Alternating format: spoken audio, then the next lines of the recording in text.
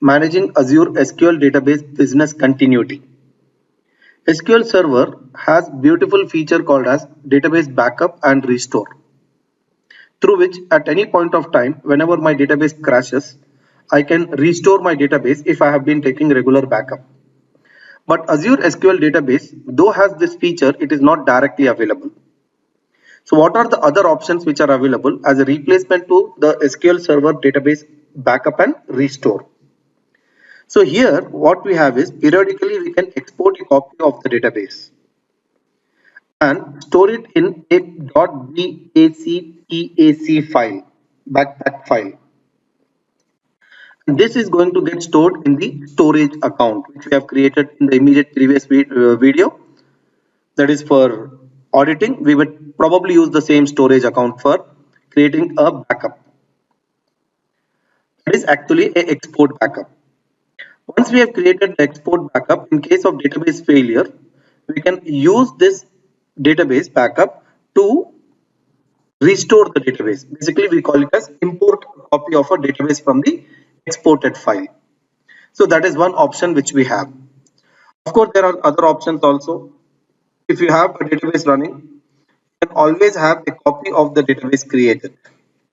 So for that, you have to just go to the database, whichever database you want to create a copy for, and choose the option copy.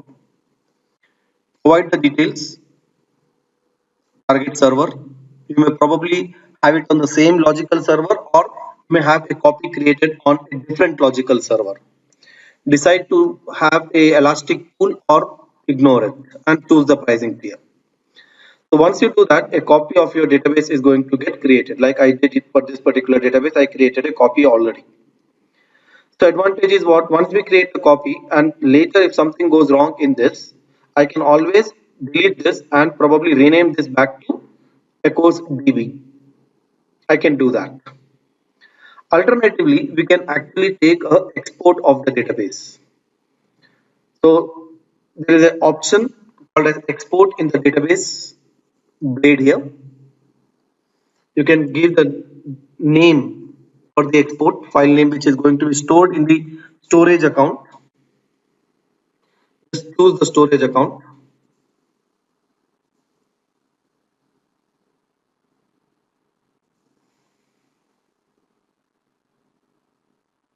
And under that storage account, we are supposed to have a blob created for which we need a container.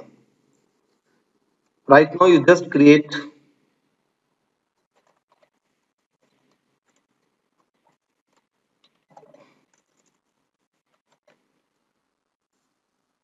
blob container.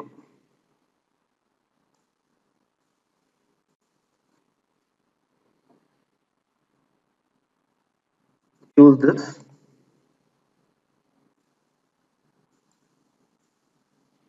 Provide the username and password.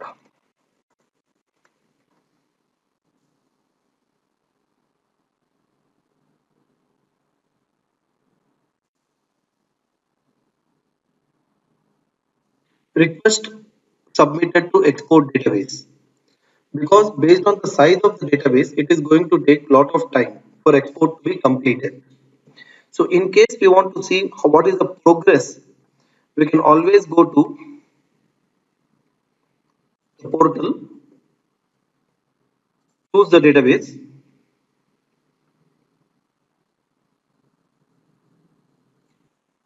sorry, not the database, you have to choose the server.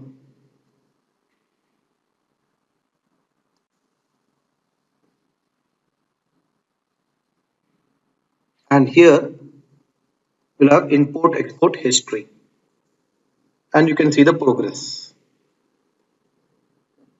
And sometimes it takes a while for it to complete. You'll have to wait. The length of time the export will take depends on the size and complexity of your database. And of course, once you are done, you are going to get a notification. Means here one notification will be generated, and you can use that for knowing that export has been completed. And at the same time now, once the export is completed, you can use these steps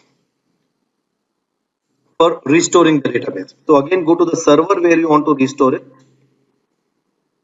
And here you have the option import database.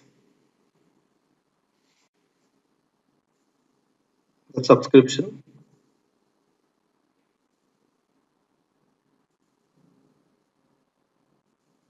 give the name to the database you want to import.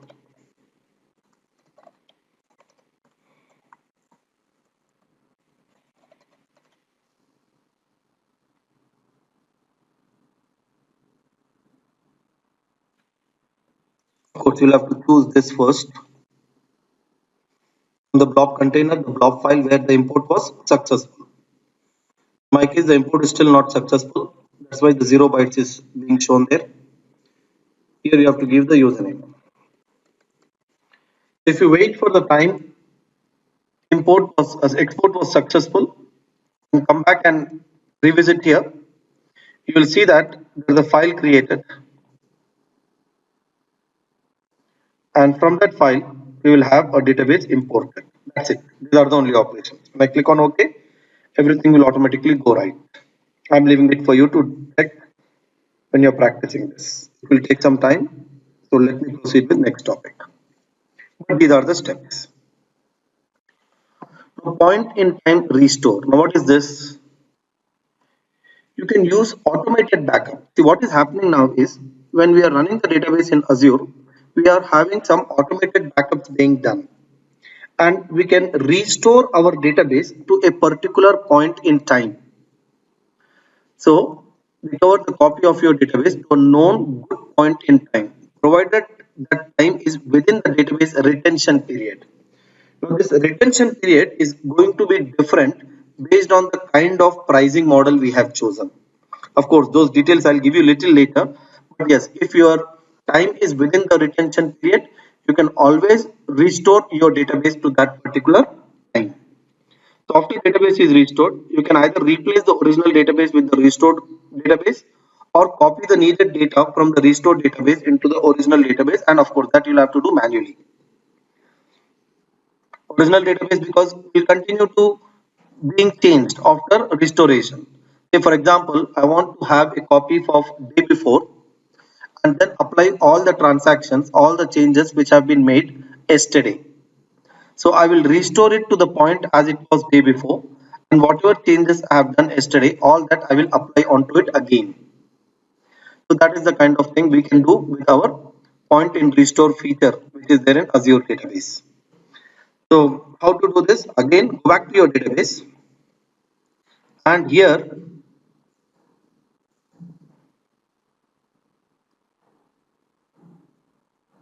go to the database, rather this is server.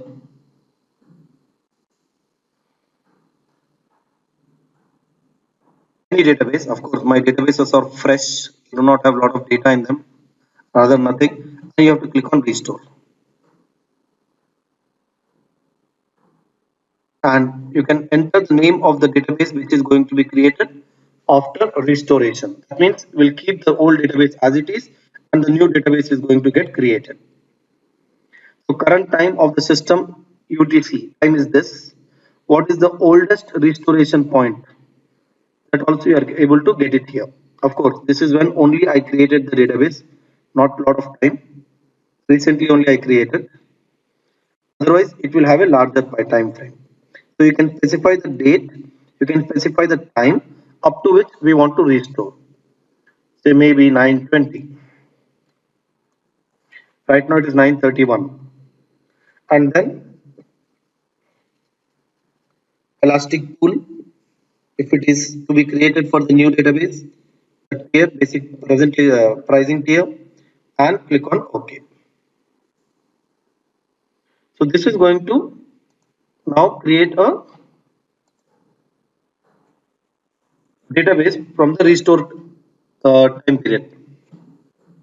That is good point in time. What we have specified, a copy of the database is going to be restored.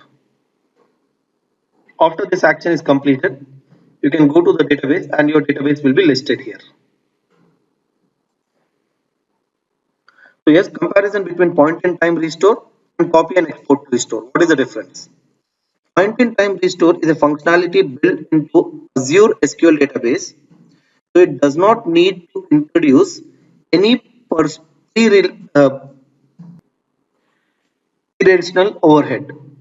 That means there is no additional overhead. It's a built-in feature. It is automatically taking the backup, and any point of time you can go and restore it till that particular point of time. But copy and export involves you a manual process where we'll have to explicitly take an export and then import it later.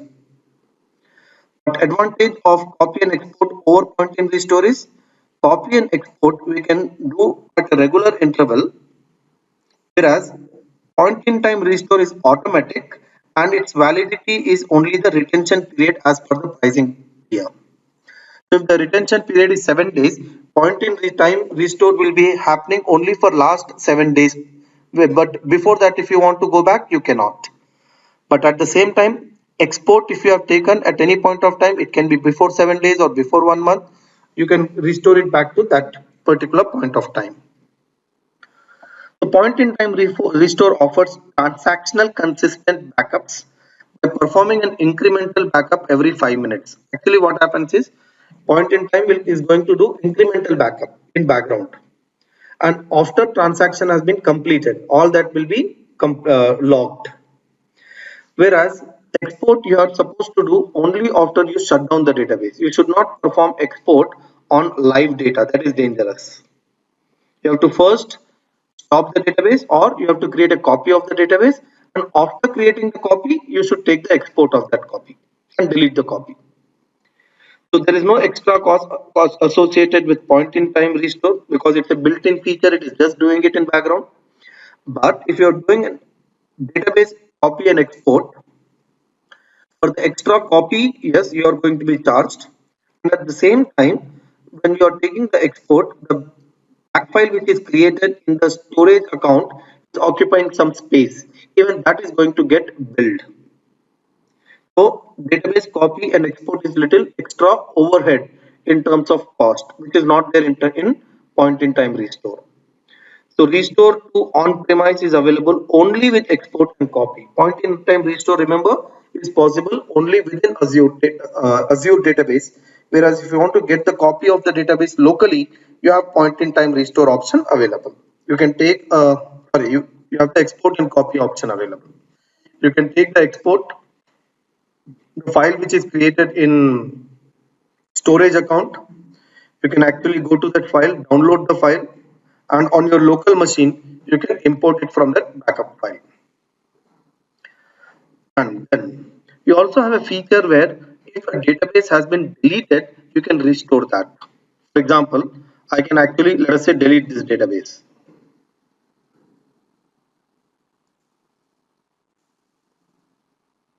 I've deleted the database. So after the database has been deleted, it's no more there. You can actually go to the server, choose the server, the logical server where you have deleted the database. Go down, and here you have the option deleted database. Click on that database and you can restore it. You can create a new database from the deleted database. That database will get created. Of course, you can rename it also.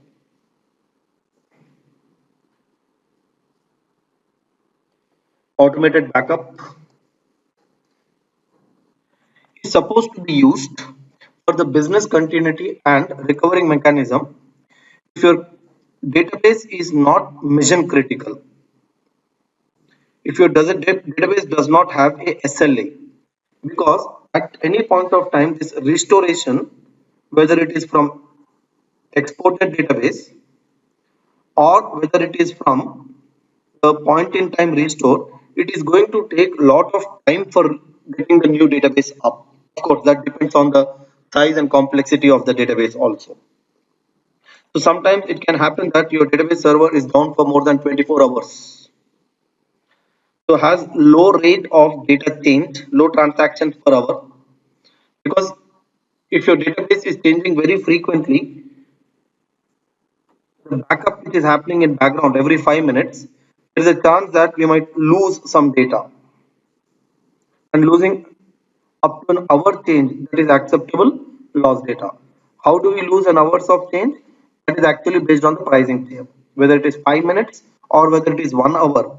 At the rate where the backup is taken is decided based on the pricing tier. And of course, this is a cost sensitive solution, the automated backup, which is happening. But there are cases where we can go for something called as geo-redundant backup. Now, what is this geo-redundant? Here, what you can do is you can actually go to the server or rather database first and say new database.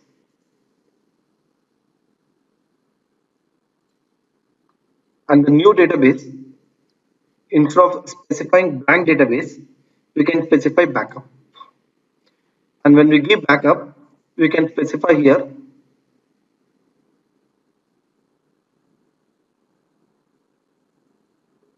from which database we want to create a backup. It means a new database is going to get created. Good thing about this is this can be in a completely different server. It need not be in the same server. So I'm creating a new database from an existing database. There is a backup of existing database in a new server. It is also pretty much possible. But remember, even this is going to take some time. All these are limitations of automated backup. Now, what is this active geo replication? Active geo replication enables you to configure up to 4 readable secondary databases. This is important. In addition to our primary database, we can now have up to 4 different secondary databases. What's the beautiful thing about it is it can be either in same or in different data center locations. That means these regions, one can be, let us say, in central US and the other can be very far location, maybe Asia altogether. So secondary databases are available for querying and for failover, both operations. So one database we can use for primary, where insert, update, delete, all operations can be performed. And we can have up to 4 secondary databases in different locations. And these databases can be used for performing querying of operation. That means reading data from them. And at the same time, they can also be used for failover. That means what? But for some reason, if the primary database goes offline because of the floods or maybe war or anything, you can always promote any of the secondary database as the primary. Immediately you can do that. And you can make primary database offline so that you can do a maintenance on that corresponding server. And what is important here is if this has all planned, properly we plan it, there will not be any loss of data. But if suppose if you have got a failover which is unplanned, only a small amount of data loss will be there. That is all the recent, very recent transactions which were between promoting the secondary to primary. Those transactions alone will be lost. Because at any point of time, whenever a insert is happening on the primary database, in secondary database, a asynchronous replication is going to be performed. That means the application performance, which is inserting the database, inserting a record into the database table, is not going to get affected. That application will have to wait only for inserting into primary database. And asynchronously, separately from primary database, a copy will be created into the secondary databases. So only that data, there is a chance that we would get lost. It is used to reduce recovery time and limit database loss associated with the recovery. So automated backup is very economical, but it is not SLA critical. There is a chance that it might take a lot of time. But these kind of problems are not there in active geo replication. So it is a mission critical.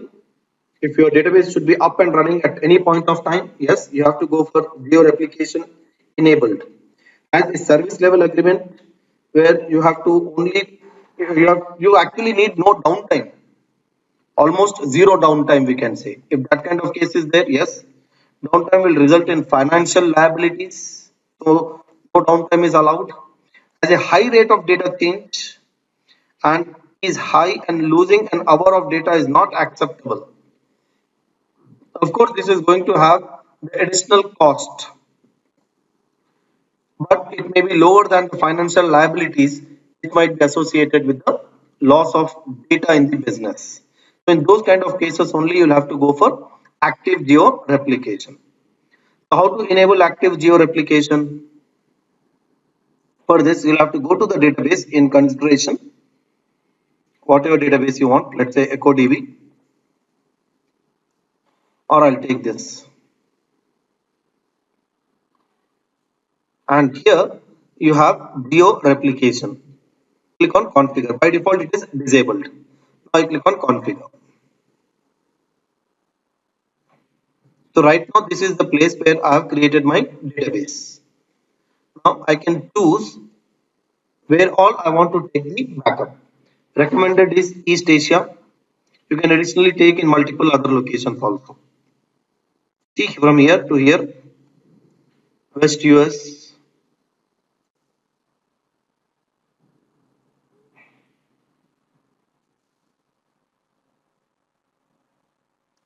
and you have to specify these configuration settings. Secondary is for readable. Of course, you also have the choice of making it as non-readable. But remember, non-readable is going to become obsolete after some time. Rather, it's already obsolete. So there is no choice to choose non-readable. Target server, in which server you want to store. In that location, East Asia, the server has to be created. So after confirming all these things, let me do it actually.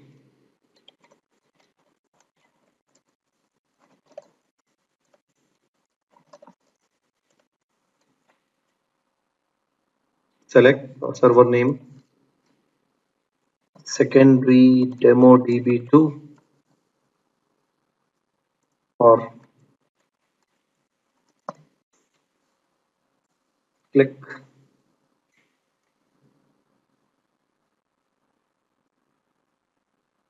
It's validating actually.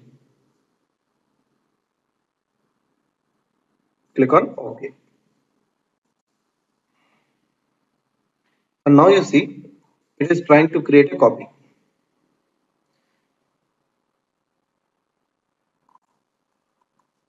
Deployment is started. Whatever is the data here, replica of that is getting created over here. That is the advantage. So these are the steps. Now if you want to fail over, what to do? What you'll have to do in that kind of cases, just come here, choose the secondary database. Right now I'm not able to choose, we'll have to wait for this to be completed. After we choose the database, we'll have a simple option for enabling it to primary. I'll show you, it will take some time in background.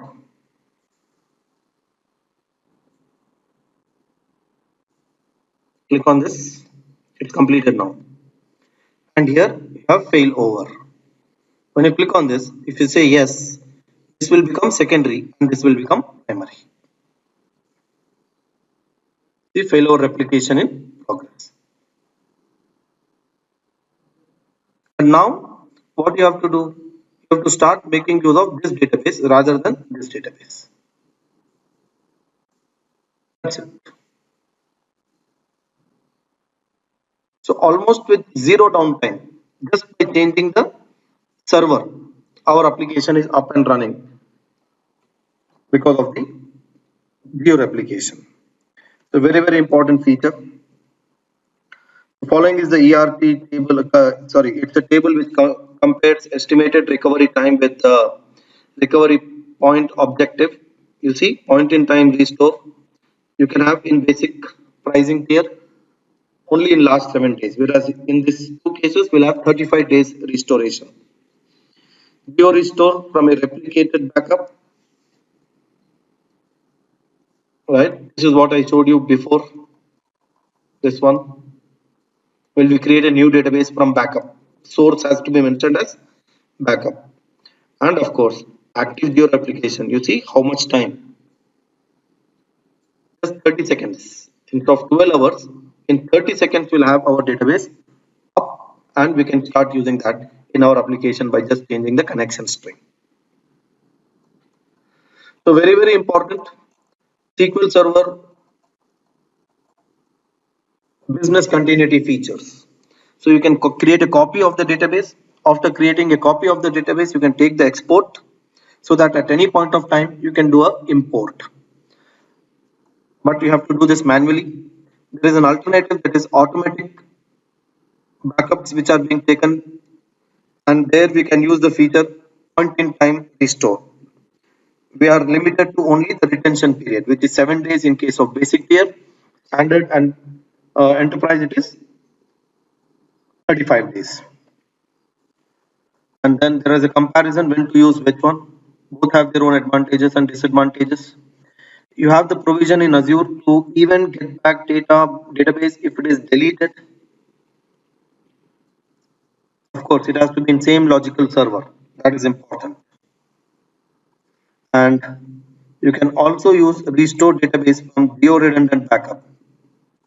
You can also restore your database from a geo redundant backup, some other location. That's the advantage. When to use this? This is not very reliable, going to take a lot of time. Downtime can be very high if there is a server failure, and if your data is not changing, and a lot of data is for logging purpose or read-only access, means less critical data, then you have to go for it. And it's a very cheap solution. Active geo-replication, yeah, you'll have a copy of your database created in multiple locations. You can have up to 4 locations, and at any point of time you can promote a primary to secondary so that you can do a maintenance of the primary server. When it is critical, we need the SLA of almost 99.9%. We cannot afford to have 24 hours of downtime. We have a financial liability. There is a huge amount of database change happening, and any kind of data loss is not acceptable. Still, we have to afford 5 seconds data loss, but not more than that. And of course, this is little expensive because a replication of the database happening in multiple regions. You have to enable it, and you can do a failover on need basis. And this is the table summarizing what are the limitations of each tier. 7 days basic, whereas here 12 hours it is going to take, same, almost same. Your application backup is going to take approximately 12. I'm not talking about the practice database. I'm talking about the real-time database where we'll have a lot of data. And recover point objective is the maximum amount of recent data updates the application can tolerate losing when you have less than 1 hour of data to be lost. But here you have only 5 seconds active geolocation. That's all on this.